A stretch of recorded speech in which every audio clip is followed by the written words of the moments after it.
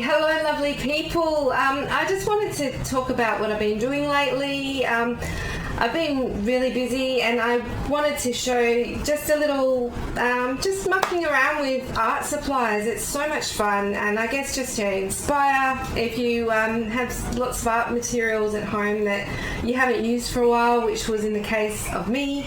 And just that idea of being able to let go and not worry about the final outcome, which I know is really challenging.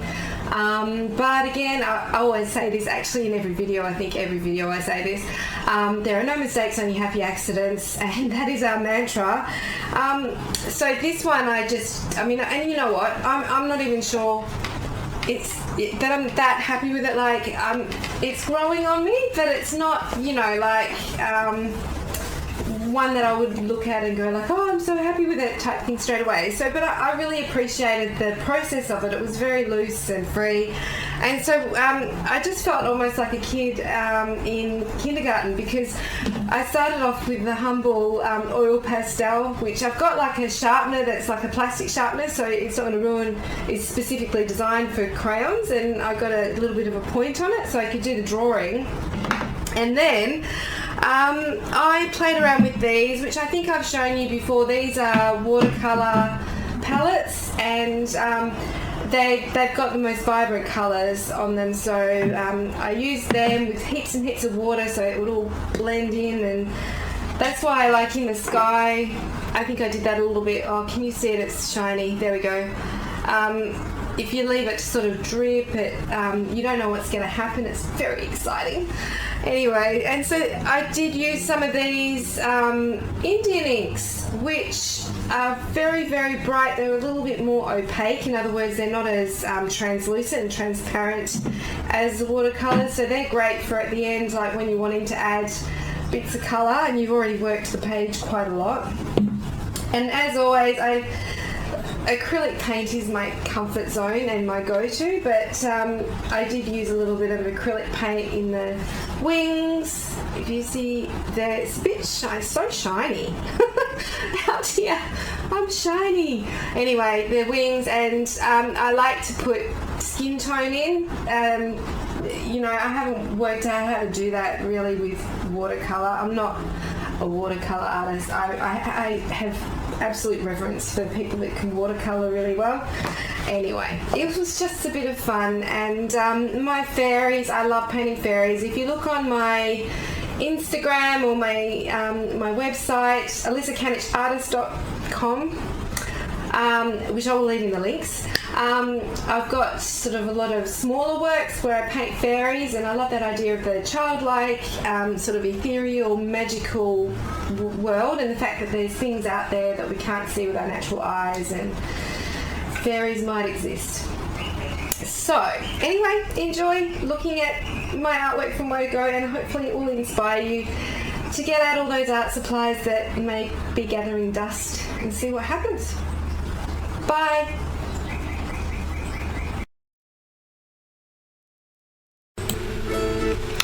So I'm starting just with my drawing, as I like to do, and it seems like I'm being very sort of scripted about this, but it's not really. It's a subject matter that I'm really comfortable with, and I'm just really doodling, I guess. I'm not thinking too much about the content at all. It's just very kind of free-flowing.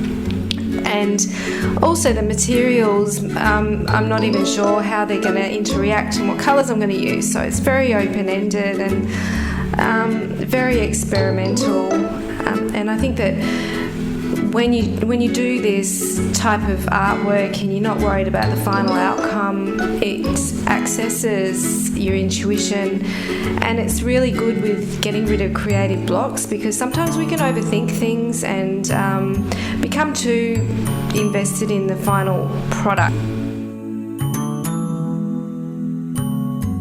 I wanted to also, this little project, this little activity has made me think a lot about the inner child, and how, that at a certain point in our life we become adults and we lose that sort of sense of experimentation and curiosity even. And you notice that little children, they're so curious about everything. They want to know how everything works, and their favourite word is why.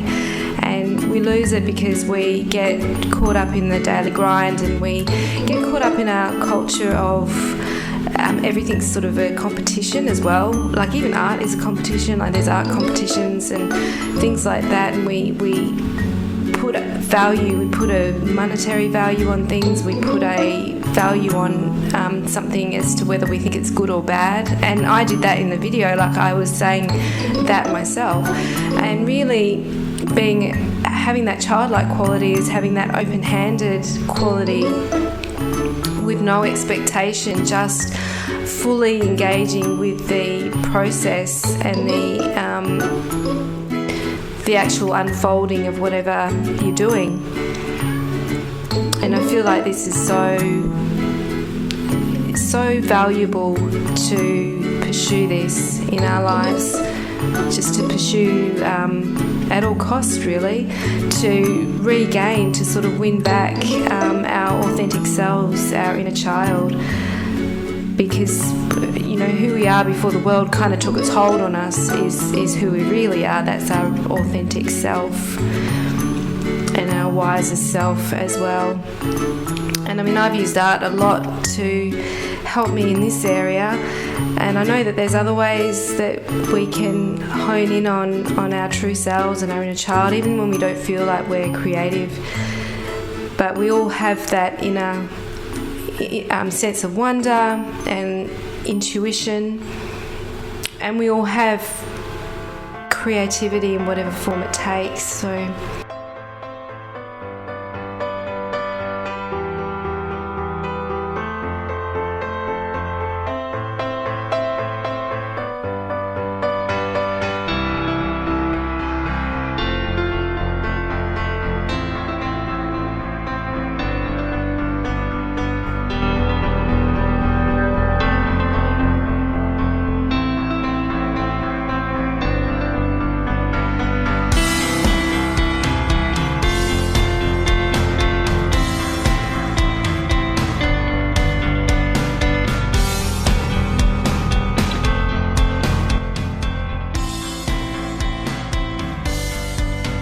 now here's my pragmatic sense coming in and not wanting to waste any paint, but at the same time, these paintings that I do are very free because it's like, it's just the leftover paint, we'll use it up. So it's another fun thing to do whenever you've got leftover material, just see what happens with it.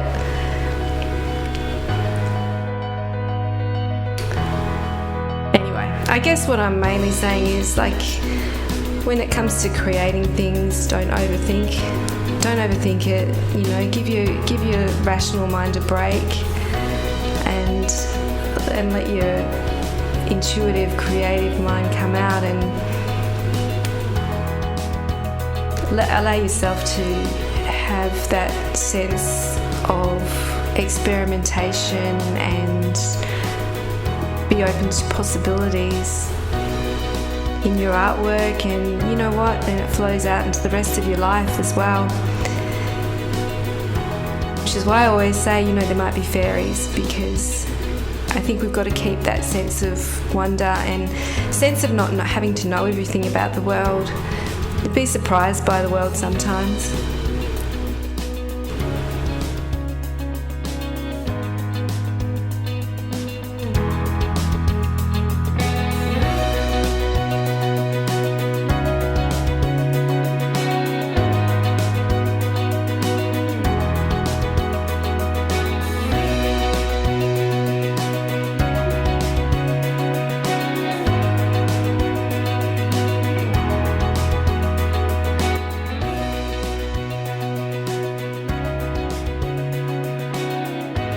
Here I'm doing the clouds. I really enjoyed doing these. I was sort of happy with the way they turned out.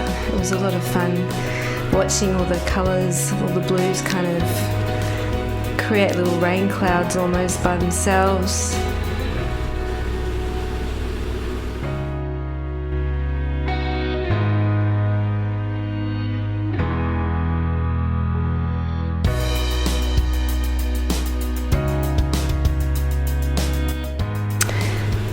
hope you've enjoyed watching this. Let me know if you've done any of your own experiments, or like I say, if you're just wanting to watch, it's such a worthwhile thing actually to watch people create art. It's good, it's kind of meditative actually. I love watching these kind of videos myself. I watch Bob Ross, as you can tell, but yeah, please subscribe and leave a comment if you feel to. I'd love to hear from anybody who's watched this and enjoyed them.